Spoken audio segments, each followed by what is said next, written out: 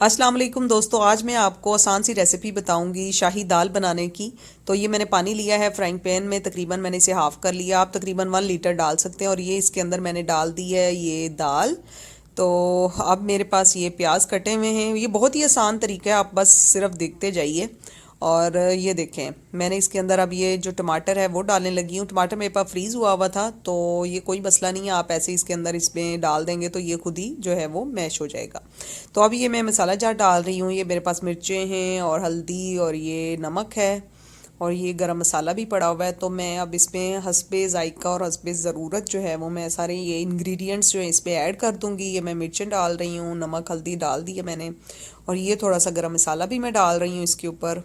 तो ये डल चुका है इसमें। अब ये सारा कुछ जो है मटेरियल बिल्कुल तैयार है। मैंने इसको सिर्फ हिलाना है और इसे हिलाकर अच्छी तरह मैंने ढक्कन देकर इसको रख देना है।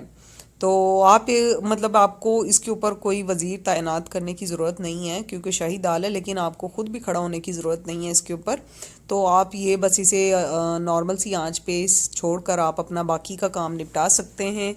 और थोड़ी देर के बाद तकरीबन ये आपको मैं दिखा रही हूँ, मैंने तकरीबन 20 मिनट के बाद ढक्कन उठाया है। तो ये जो है दाल बननी शुरू हो गई है, पक रही है आपके सामने बड़े ही अच्छे तरीके से माशाल्लाह। तो मैं इससे थोड़ी थोड़ी देर बाद देख रही हूँ ताकि जो पानी है वो उबल उबल के बाहर ना गिर रहा हो। तो अब ये देख सकते हैं साइडों पर जो लगी हुई दाल है वो भी मैं चम्मच से अच्छी तरह हिला के इसे जो है फ्राइंग पैन के अंदर कर लूँगी ताकि वो भी अच्छी तरह से पक जाए। तो ये आपके सामने है माशाल्लाह, बड़ा ज़बरदस्त इसकी खुशबू आ रही है। बन ये दाल रही है लेकिन जो खुशबू है इसकी बिल्कुल हलीम की तरह आ रही है माशाल्लाह।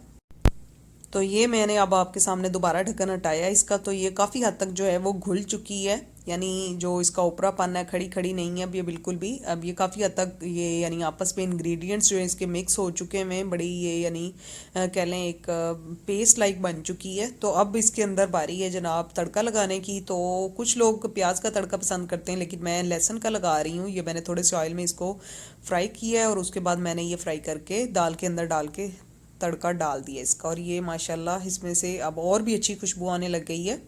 तो ये मेरी दाल रेडी है। बस अब मैं इसके अंदर डाल रही हूँ ये धनिया।